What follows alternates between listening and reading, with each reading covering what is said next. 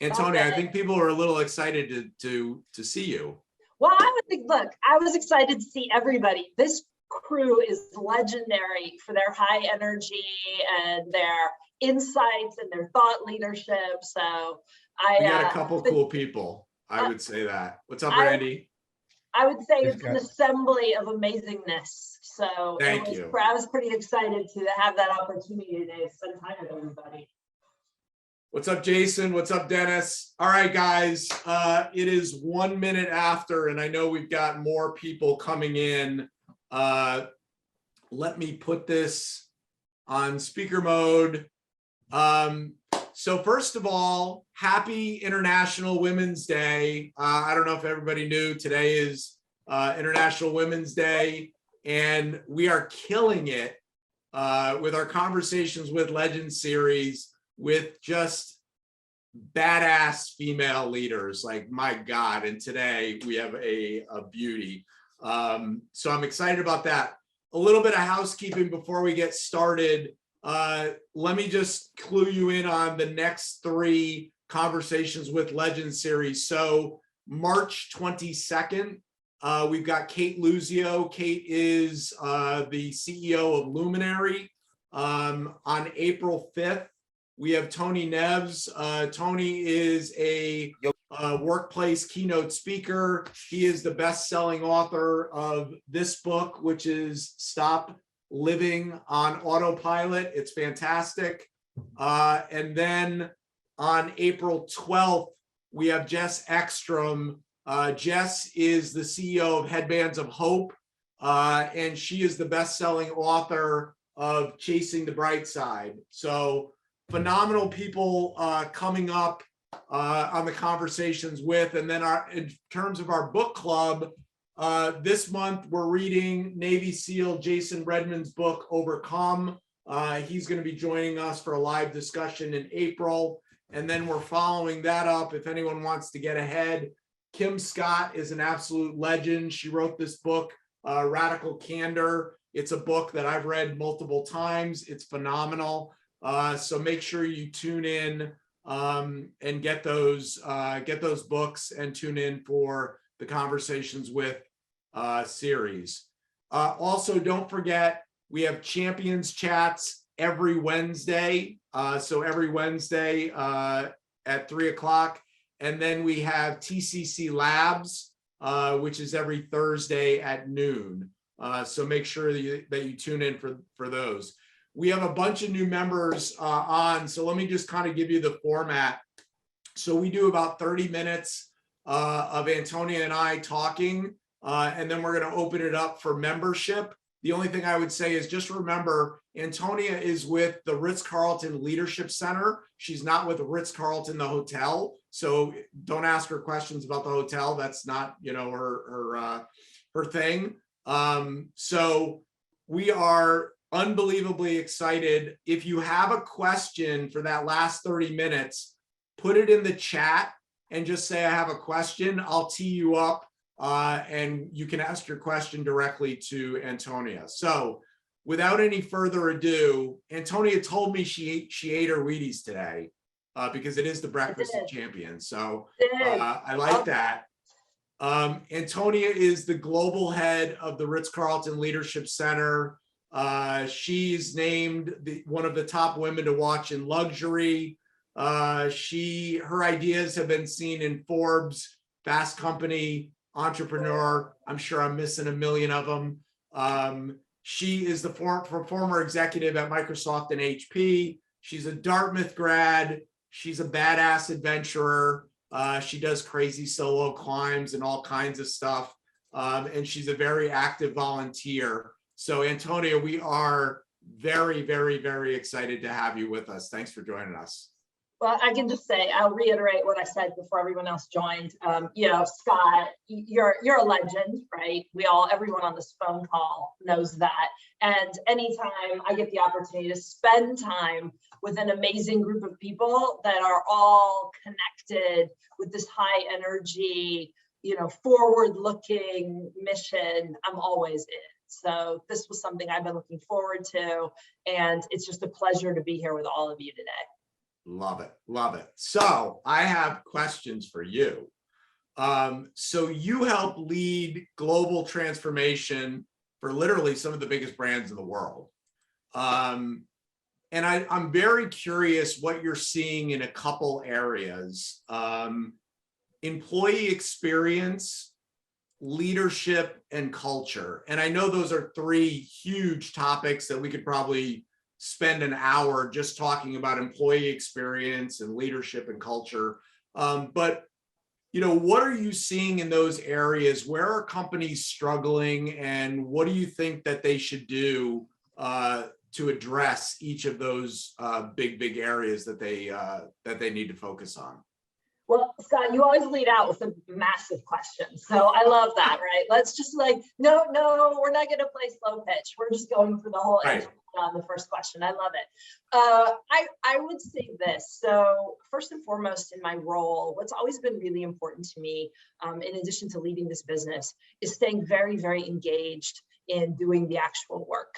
So it's always been important to me as a leader to stay very, very close to the mission, stay very, very close to the action. And so I've had the privilege over the last few months, in addition to leading this business, to actually working with a lot of big brands all over the globe. And I think everyone on this phone call realizes there's so much happening, and the cycles of innovation in the world right now, whether it's employee experience, customer experience, leadership, that it feels so compressed.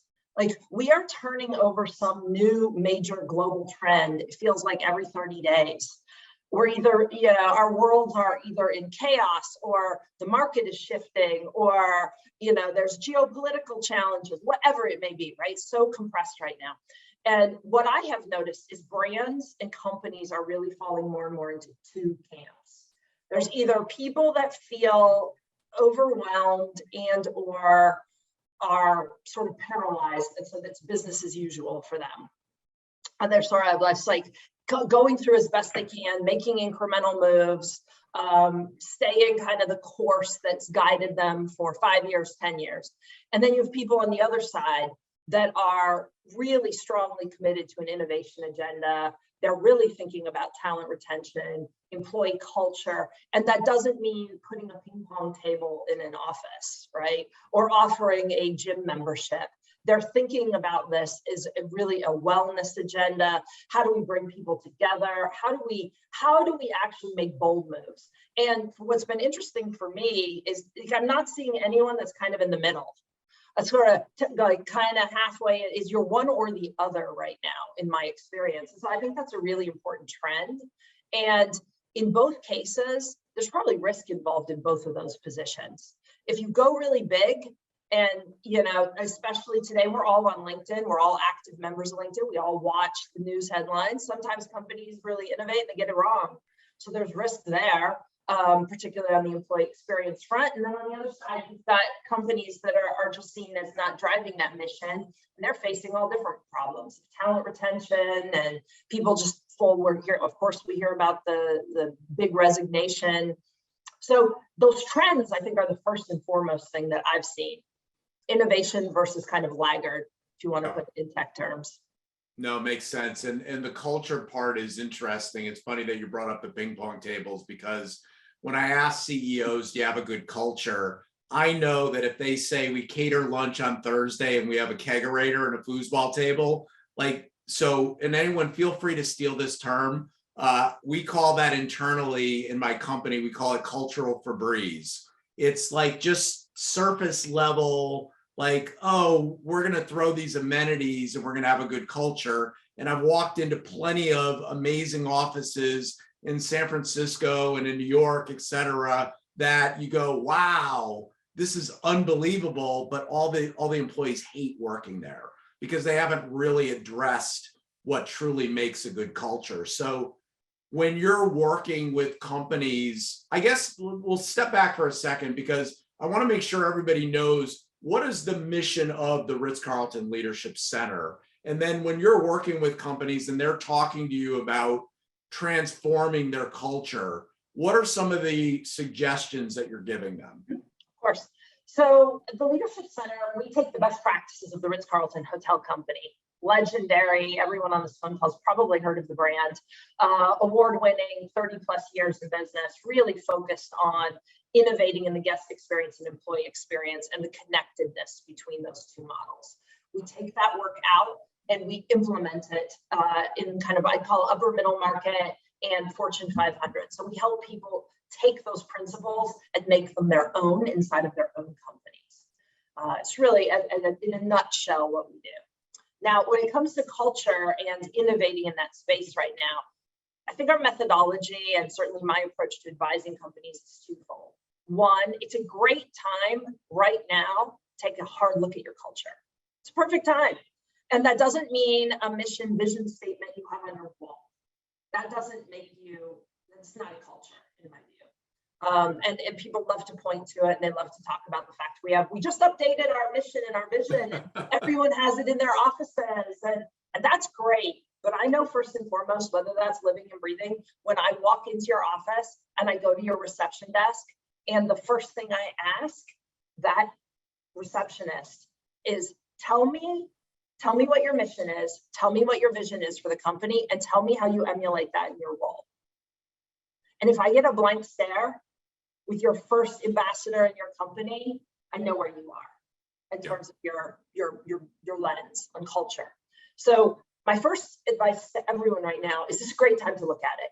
It's a great time to be self-critical. It's a great time to really think about it, living, breathing it. Second piece to that is I always hear teams talk about how leadership is building a great culture. Leadership does not build culture. And that are leaders important? Absolutely. Do they need to live it, breathe it, and support it? Absolutely. But my advice is bottom up, top down.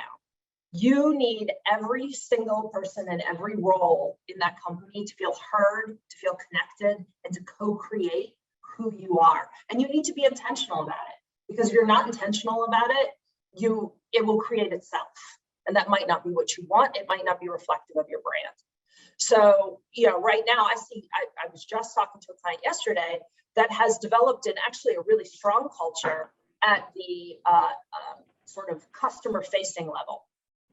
But the leaders are all in a completely different place with the culture they believe they're a part of. So they have this incredibly strong disconnect because the leaders created one vision and the actual employees that are touching the customer have a completely different vision for themselves. And I just think we're seeing more and more of that if companies are not intentional, really intentional about bringing their populations together, talking about who they are, putting pen to paper, and then actually doing the work to make that live and breathe. Yeah. And I think the shift to remote and virtual, has really woken a lot of people up. It's forced people to take a look at their talent strategy, their employee experience, and it's also thrown a wrench in the works in terms of, I think people feel more in control of their culture when everybody is physically together, and when everybody is spread out all over God's green earth, it creates additional challenges. So the leaders that were good and the people that are good at disseminating a great culture, there are new challenges. Are you working with a lot of companies that are kind of struggling through that transition of going from, everybody's in the office to everybody's remote? Yes. I mean, I think we all know that, right? There's a lot of work to be done in that space. And I think first and foremost, one of the things I share with companies is you have to be very careful you don't create a class system right out of the gate. Like I'm seeing more and more people with return to work.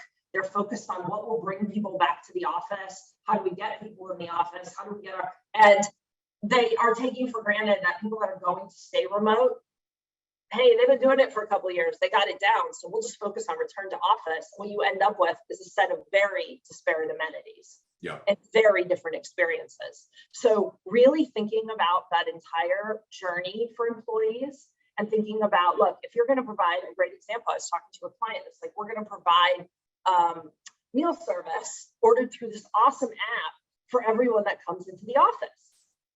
That's really lovely if you're in the office. what are you doing? My question, what are you doing for all of your remote team? Crickets. Like, well, can they not order food for their app and have that delivered to their home? Right? How do we create one connected experience, again, through being creative, so everybody feels included in the culture? So that's a key theme right now, and it just needs some good creativity around solving for it. It's a great point. And I think oftentimes, and I'd love your take on this, I think especially in this transitioning workforce world, a lot of people, they just throw everything, oh, this is the HR will figure it out. And, our message, and this is really one of the reasons why the Talent Champions Council exists, is we believe everybody needs to be a people over everything leader. And being the people over everything leader means that you take responsibility for talent acquisition, onboarding, retention, all of those things, diversity, equity, inclusion, learning and development. That's not HR's job. That's your job as a leader to do those things well, because at the end of the day, building teams and doing all of those things is really what's going to make you successful, or it makes you sink or swim. What are your thoughts on, HR's role versus kind of everybody else's role? In my career, so I'll just take this in a slightly different direction. My favorite and best HR business partners have been business partners. Yeah. They look at the role as leading a business. They don't look at it as an HR discipline. Yeah. So I love that. First and foremost, that would be my advice to everyone in HR. You're a business leader. And when you bring that mindset to the role, it changes how you show up for people that you're going to engage with. So that's always been something, I love to see HR leaders that have led other parts of the business that that's critical for me. The second sort of piece for that is I really believe leadership is calling. And if you are not called to lead, then you really need to be sort of self-critical on that front. Yeah. Because leadership is hard. I sat next to a retired Army colonel, this is a few weeks ago, and he said, look, everybody who goes into people leadership, the only thing that's coming to you is the stuff no one else could solve for. Right. So, you really have to be prepared to show up in that way. And it plays into what you just said, Scott, and like full responsibility for your teams, for their well-being, for their welfare, for seeing them be successful, for really being focused on what helps them be their best. It's not about you. Right. And, I always see leaders fall into those two camps. You either have that mindset or you're in it for the glory, and you're in it for kind of your own sphere of influence and how you continue to elevate your own career. And those produce totally divergent results. Yeah, I would agree. I see often folks in HR, they take a subservient role to everybody else. We're doing a search for a hypergrowth startup for a head of people. And I kept hearing from candidates, they would talk about leadership as if, they were working at IBM and there were 90 different layers. I'm saying, what are you talking about, leader? You are leadership. Yeah. Like, why are you not seeing yourself as a leader of the business? You're just seeing yourself as being tactical, making sure we're compliant and we have an employee handbook and somebody's managing the ADP payroll, and all that. You should be strategic and, don't defer to other people. They're looking for you to lead. But oftentimes I think, and sometimes I blame CEOs. I think CEOs, if I pumped them with truth serum and I said, stack rank your C-suite, highest to lowest in terms of the power that they have, HR in many cases would be dead last. There's not a lot of Jack Welches out there who, back in the day when GE was killing it, Jack would say HR is the most important department at General Electric.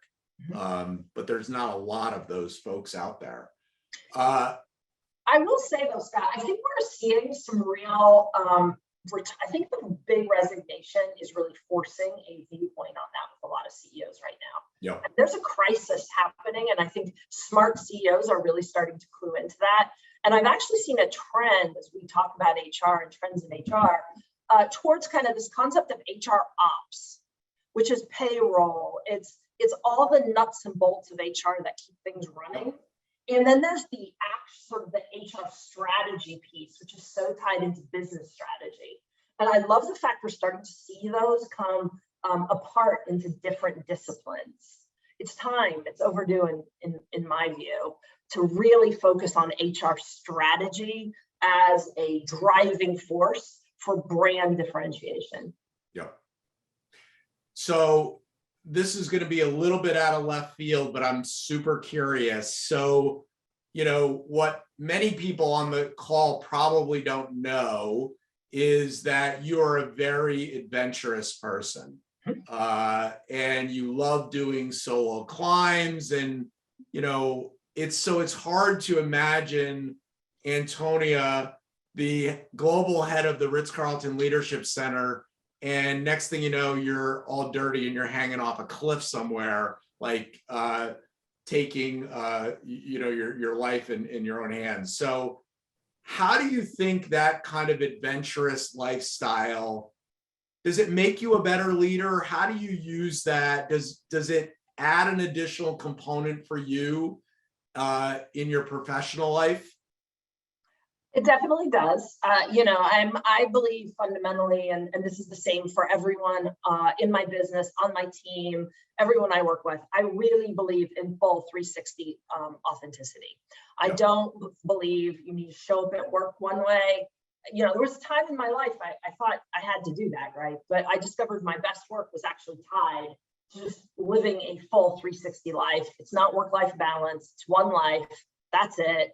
And you've got to approach it that way. And it's the same for companies, everybody I work with. So back to the climbing conversation.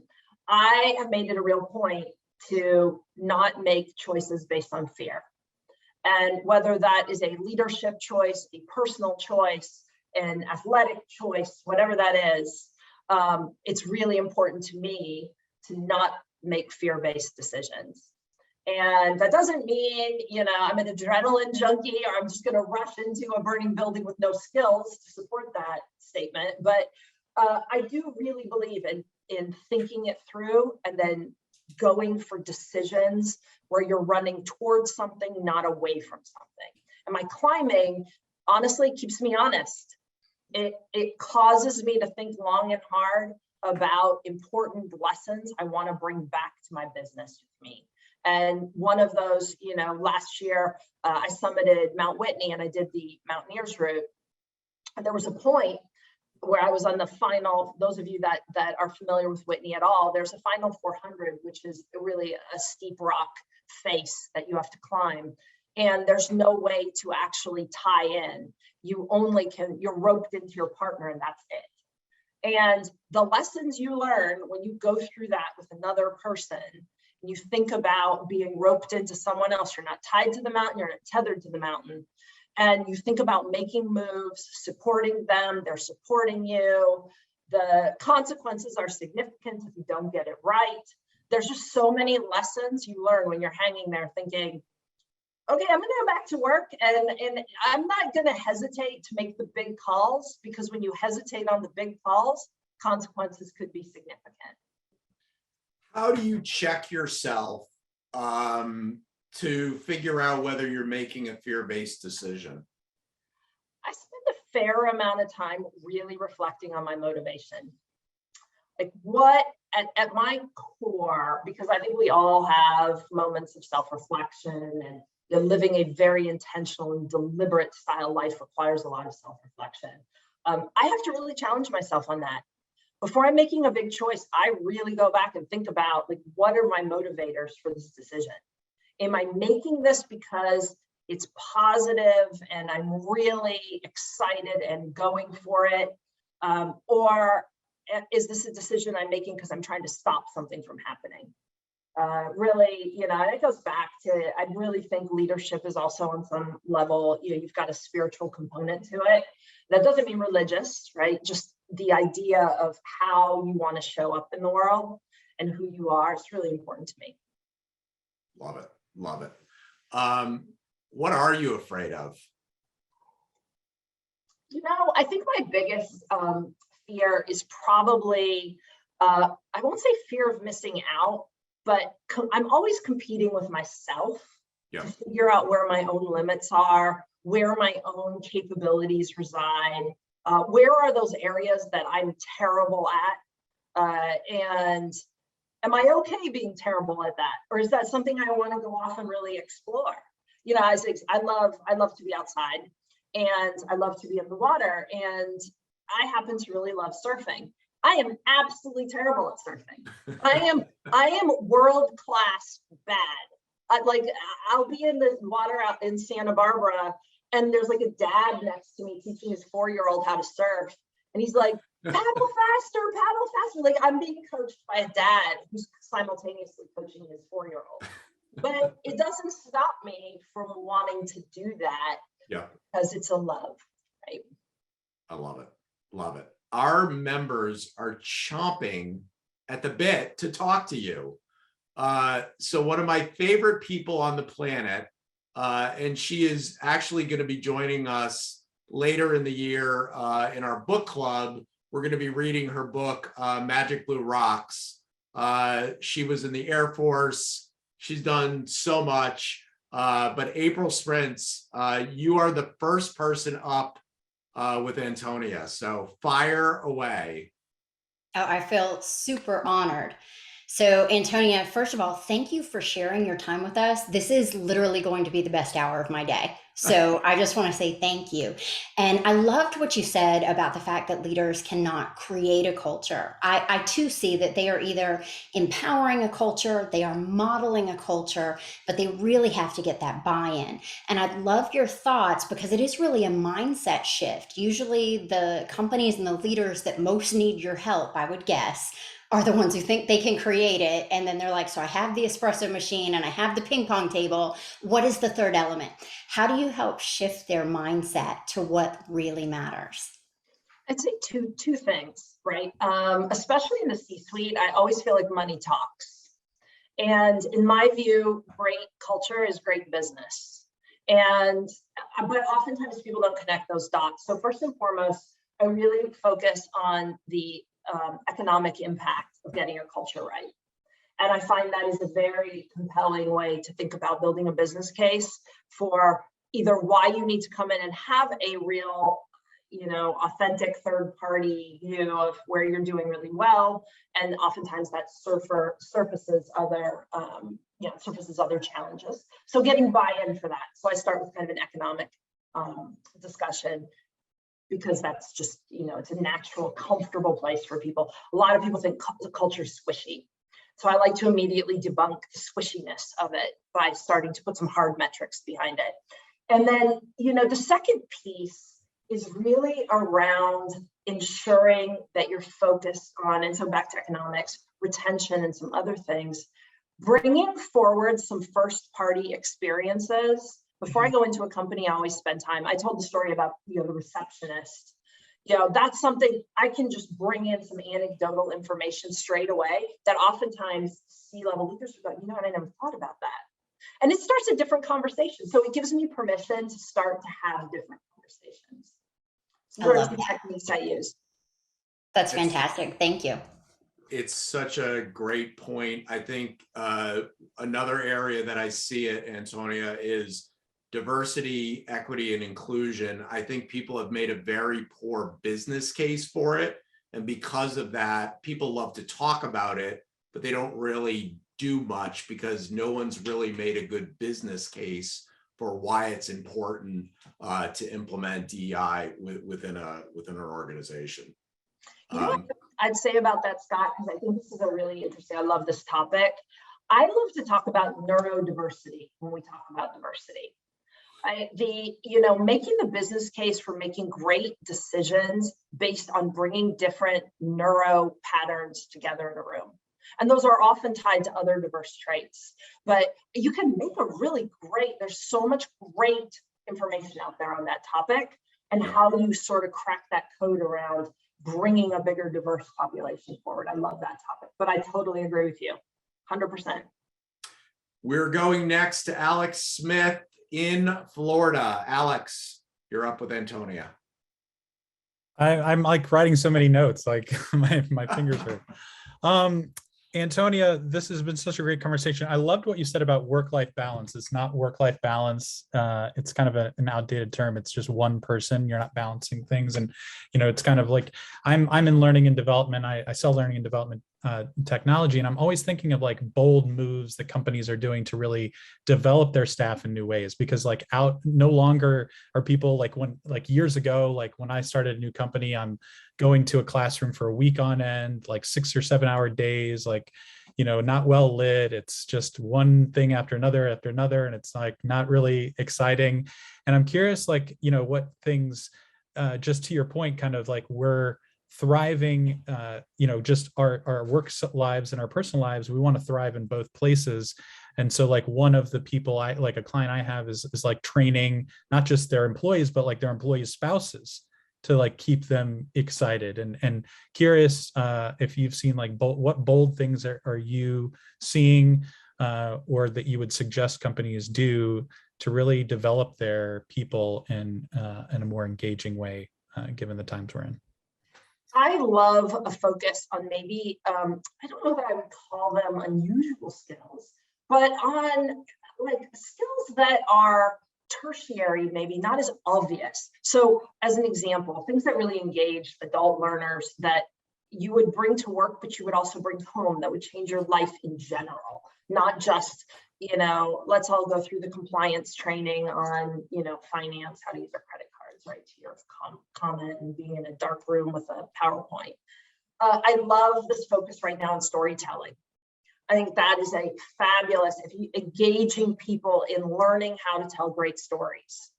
That is something every human being since the dawn of time we've communicated through storytelling. And I love this focus on teaching people how to be great storytellers by actively putting them in rooms, having people tell great stories. I took a class one day. This will tell you just how avant-garde sort of my thinking is on this topic. I actually took a course on storytelling in college. My parents thought I would be unemployable based on my choices in these areas.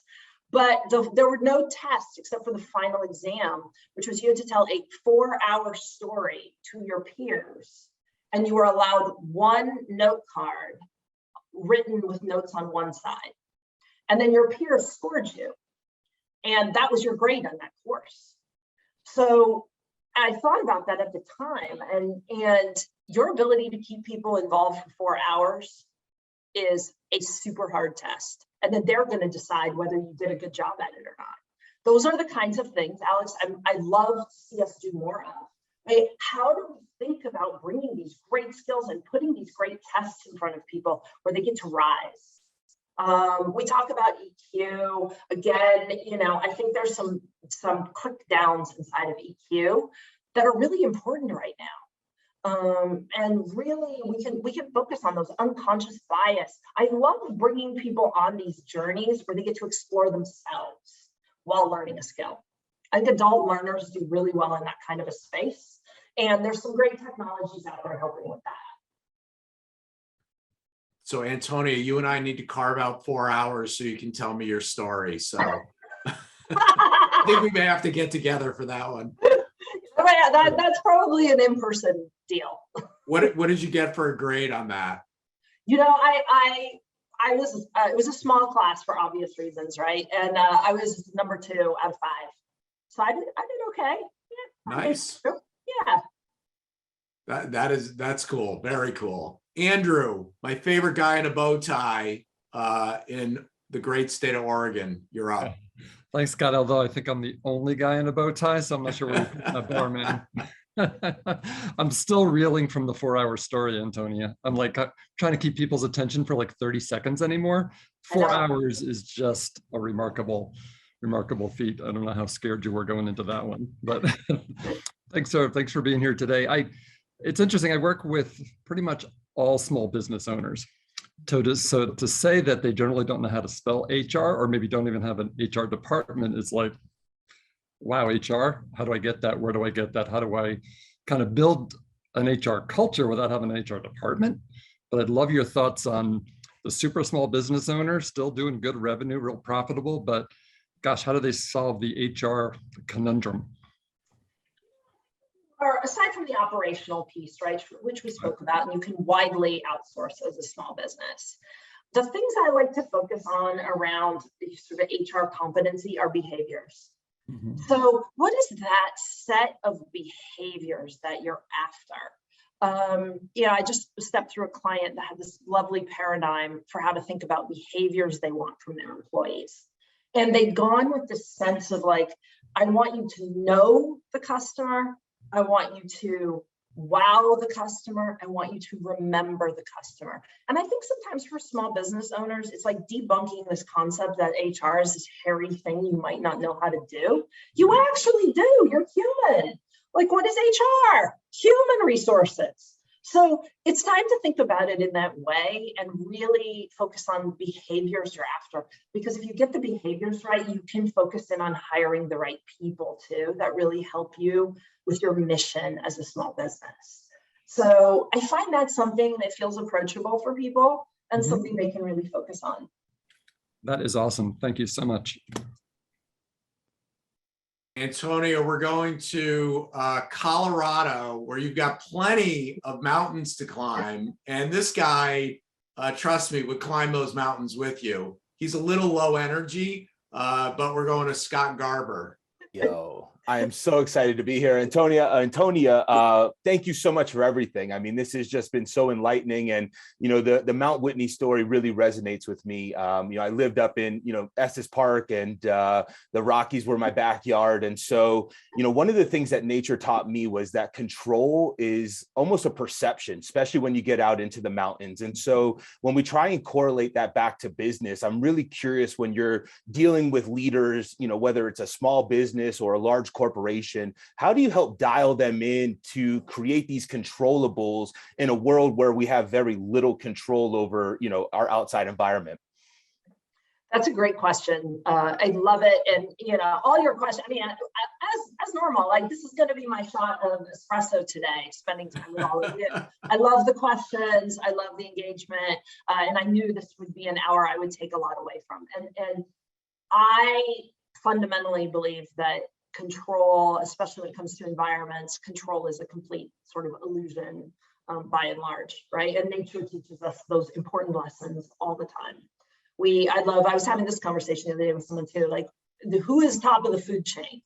What is the food chain look like? And as humans, we bring this level of arrogance to that conversation that, we think we're top of the food chain. But I think if nothing else, the pandemic has taught us that there may be a very, very tiny little microorganism that is actually the top of the food chain. So, shifting your paradigm and thinking about things in a new way, I think is pivotal to that question.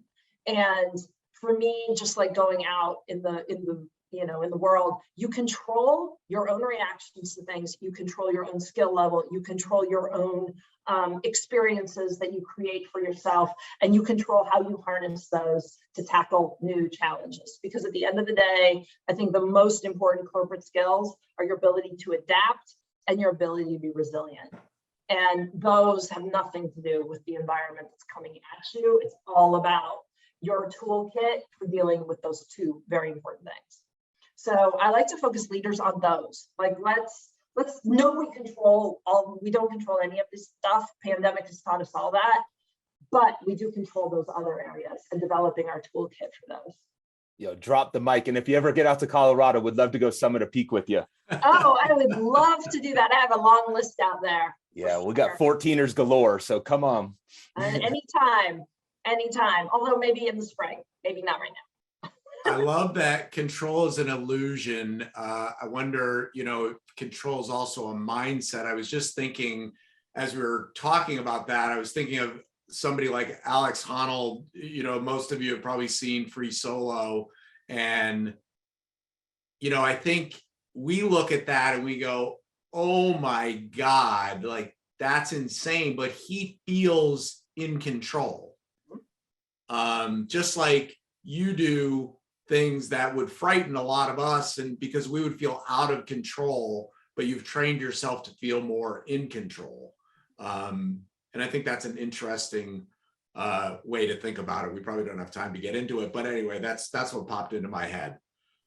So we're staying in like prime climbing territory here. We're going up north to Canada to Wyatt. Wyatt, you're up. Hi, Antonia. It's an honor to hear from you and be able to speak with you. So I have a bit of a more human question than a professional question. I hope that's okay with everybody. So what you said about not making decisions based on fear really jumped out at me, and it's something I've heard before, but for some reason hearing it from you made a difference, and I promise I'm not brown nosing. So I realized when you said that the majority of choices that I'm making are absolutely based off fear, and that I'll just be very vulnerable with everybody for a second. That my mother passed away a couple years ago, and from that experience, I've started my life on a road to success to make sure that that when that happens again to my family, that there is no chance that we're unprepared for that again. And so all of my choices are based on the fear of that happening again. So what my question is how do you personally make choices based on things that you want to happen, not things that you don't want to happen? Because I'm just realizing all of the things I'm building are based on things that I don't want to happen, and and that may not be the best way to do it. So I'd love what you have to say about that, or how you personally make choices not based on fear. You know, I think it's like building a muscle, in my view. And you know, when I think about making a choice, I'd also, the other way maybe think about it is like dominoes. The first time you muster up the courage to make a choice that's not based on fear, and you realize maybe it doesn't go exactly the way you envisioned it would go, but you're okay, right? You land, and I really believe in human resilience. You land on your feet. You made a choice you weren't super comfortable with, but you land on your feet anyway. Or if you don't land on your feet, you are forced to make like one more choice, or you use your human capabilities to pivot. And you realize at the end of that, when you sit and you self-reflect, you're like, that was a choice I wasn't comfortable with, made it anyway, and I was okay and landed on my feet, and I learned some really great stuff. And you know what? The next time something comes up, you go, hey, I think I might, like, I got this. Like, I'm gonna put my neck out a little bit further on this next one. And then before you know it, some time goes by, and you're making choices now that feel like you're running towards something, and you're not so afraid that you won't catch yourself, or that a bad thing will happen to you. You build that resilience and that knowledge that you can handle it. And I would probably say, if you stepped back, you probably going through that kind of a traumatic experience, here you sit, right? Like, you are here, you made some great choices, you probably learned a lot through that. And it's all about making that mental flip around how you look back on that. Because I'd fathom to say, you came through that and you learned a lot. And as you go to the next choice, you can take all those skills with you. So I think about it that way. During the pandemic, I made some huge personal risk choices. Like, you know, I was living in DC during the pandemic. I decided I was going to move to Vegas, and I was going to do it solo across the country. I have no family out here, I have no friends out here. Like, I just decided I was going to uproot my entire life and move across the country and move to Vegas, which is not widely considered by most people to be like a really lovely destination where you want to live, right?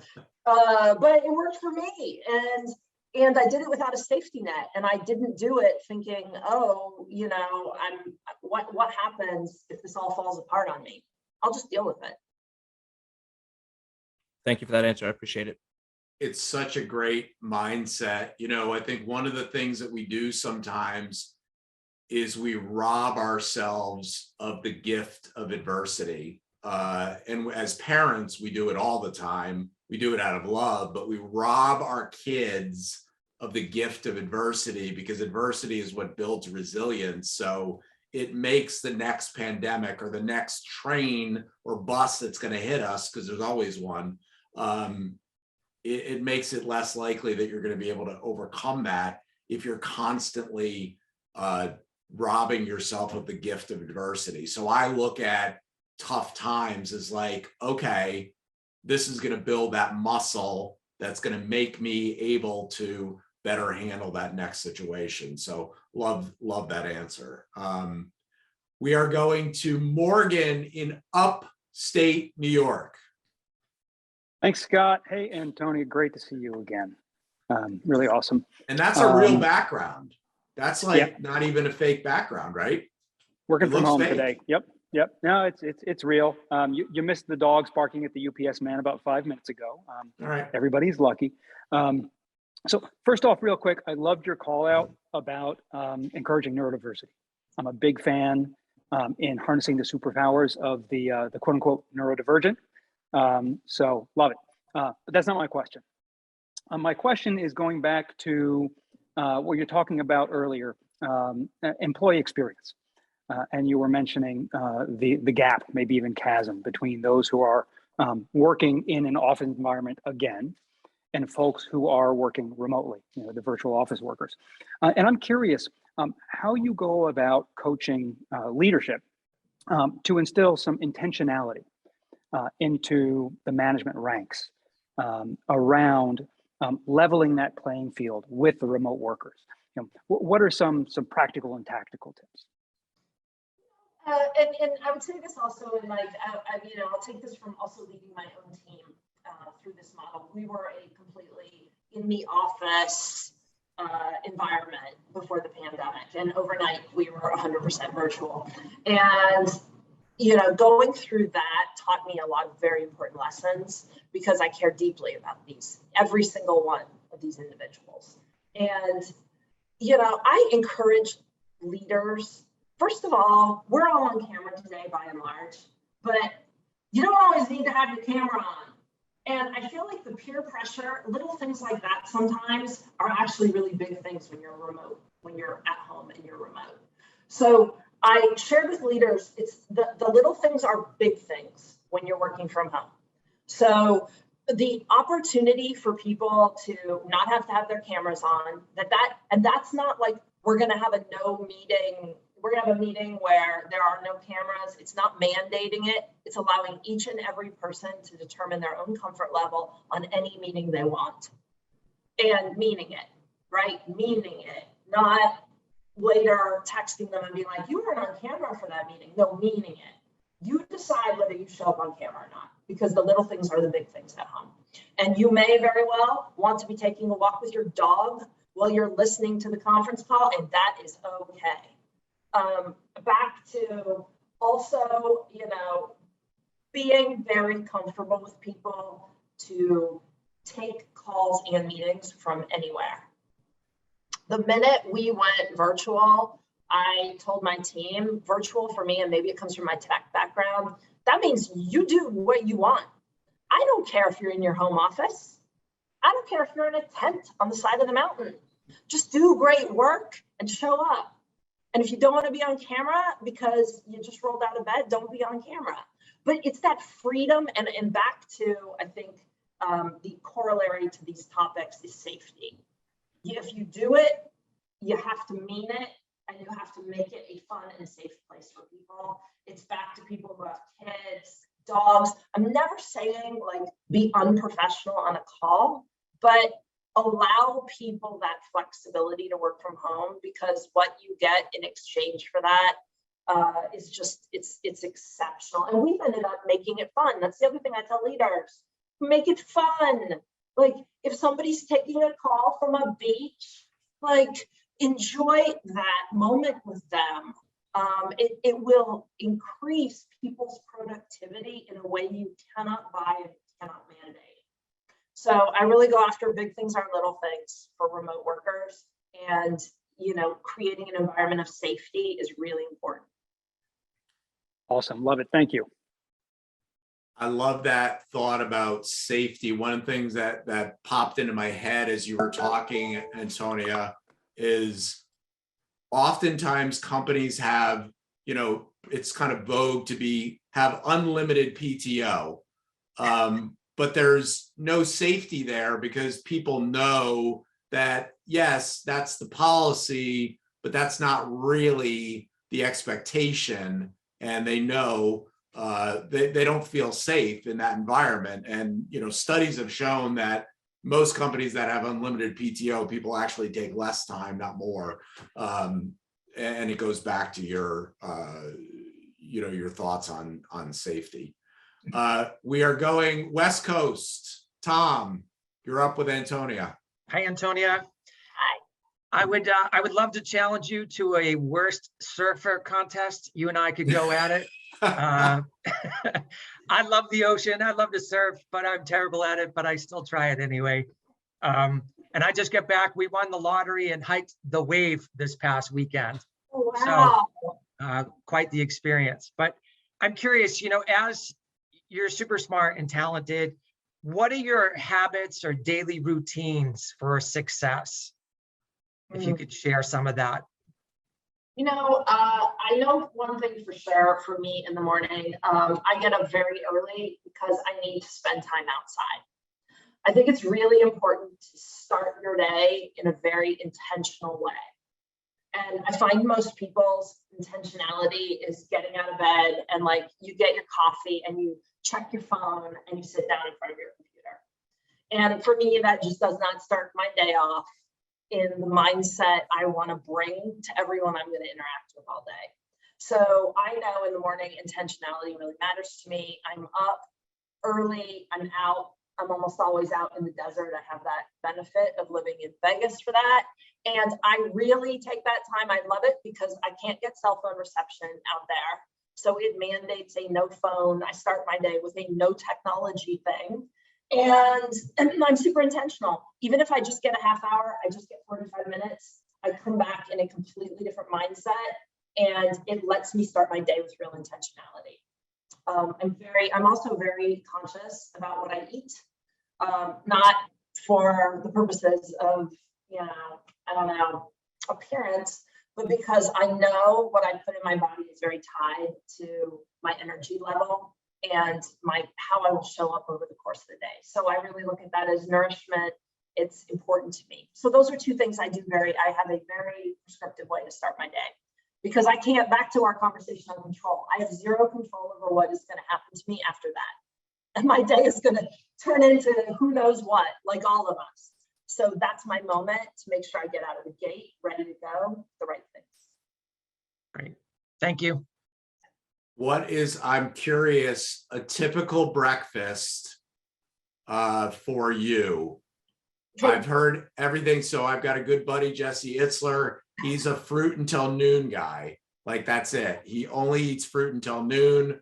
There's all kinds of different things, and I think different things work for different people. But I'm curious. Give us the breakfast. I'm in the, if those of you that are dog fans, if you watch Westminster, the dog shows, they have all the dog categories, like the working group and the sporting group and the toy group. I'm in the non-cooking group. So I'm the non-cooking group, and the non-cooking group requires me to make breakfast in the microwave. So don't be horrified for all of you that are great cookers and foodies. I make egg whites in the microwave, and it goes into a tortilla wrap with some avocado. And so it's not fancy, but it checks the boxes. Fast, microwavable, and healthy. So that's it. Simple for me. I like it. All right, Teddy in LA, you're up. Thank you, Scott. Antonia, thank you so much for spending your time and sharing your wisdom with us. I want to go back to the concept of competing with yourself. I resonate so much with your athletic and adventurous background. Athletics is one of the primary arenas where I have been trained and forged in my life, even going back to being 4 years old and throwing rolled up socks down the hallway with my dad to simulate throwing a baseball. Since then, I've been obsessed and in love with the process of getting better and working at something. And I've competed with myself in very healthy ways and also very unhealthy ways in my life. So I'm curious, how do you compete with yourself in a healthy and productive way? And then two, how do you think about building the spirit of that into the fabric of an organization where there's a culture of competing as individuals, but not with individuals, if that makes sense? Both of those are really great questions. Every question has been amazing on this call.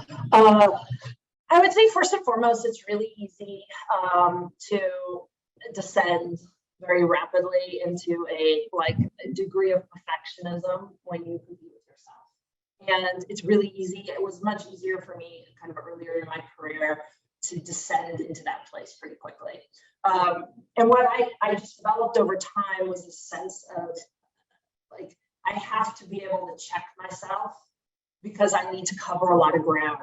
And so competing with myself in any given area, I don't have the luxury anymore of time. And I feel like these things are tied. Like you give someone who competes with themselves a lot of time on a task, and that will descend very quickly into a level of perfectionism.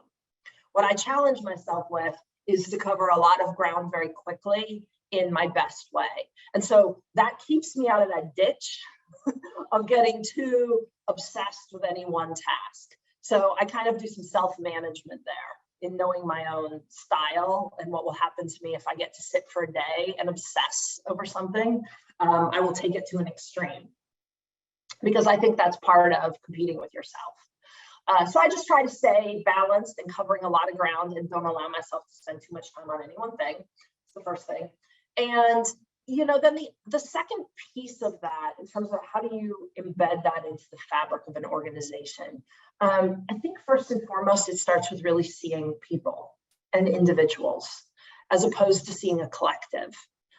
Human beings bring their own experiences to everything they undertake, their life journey, their own unique lens, their own capabilities. And if you're going to actually help people and maximize those, you have to see them and you have to create a safe space for them to be exactly who they are. And if you can't get to that first base with that, you'll never be successful at changing a culture away from being one that's competitive against each other. Because to compete with yourself, you have to be authentic. I think first and foremost in a corporate setting. And so one of the things that we do on my team, which everyone always gets an eye roll, it's a huge eye roll moment, but I do it anyway, and I've done it forever. And now everybody loves it and they actually ask me, don't do it. I start every meeting out by tell our group something that we don't know about you. And this is safe space. So you can say, hey, none of you know I like vanilla ice cream. Cool, great. Other people will be like, I grew up in the foster care system and I just want you all to know, like, I was independent and, from my parents when I was 13. Both answers, completely comfortable, completely valid, safe space, say what you want. But what I found over time is starting meetings in that way gets everybody on their front foot as an individual, and that individuals are respected in this space. And even if we're about to solve a business problem, we're going to bring our individuality to the space and we kick it off that way. It's the same thing. We get to the end of the year, we get together, we do team meetings. Everybody knows there's a mandatory toast and everybody will toast at dinner, and we will do it old school. You will stand up with your glass and you will toast. We do gratitude. We do a lot to make sure we bring people to the equation. You guys must be hammered after that.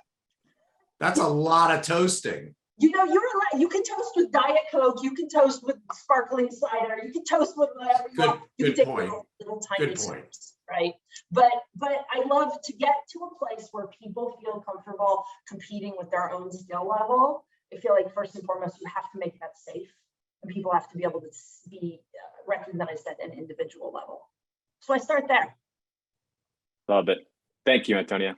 Great question, Teddy. Teddy played baseball, if anyone's wondering, at University of North Carolina. That's big time baseball. Yeah. And now he does all kinds of crazy endurance stuff.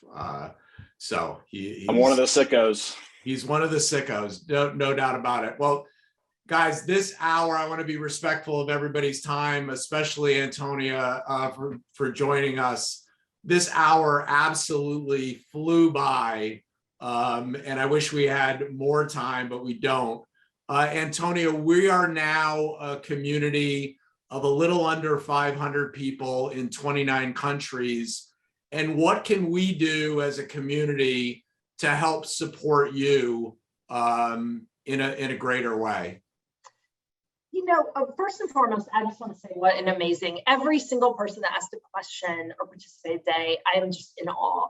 Like the talent, the vulnerability, the thoughtful questions. I mean, what an incredible, incredible group. I feel actually really, really humbled to be able to spend time with all of you. I'm taking a lot away from this hour from an inspiration standpoint. So first and foremost, thank you for that. I would say, you know, sort of on a broader mission level, the more exemplary leadership we have in the world, and the more people, just to bring it full circle to why we all joined with you, Scott, in the first place and joined this council and want to be here. It's like, first and foremost, the individual level of leadership that we have the opportunity for in this world is so extraordinary.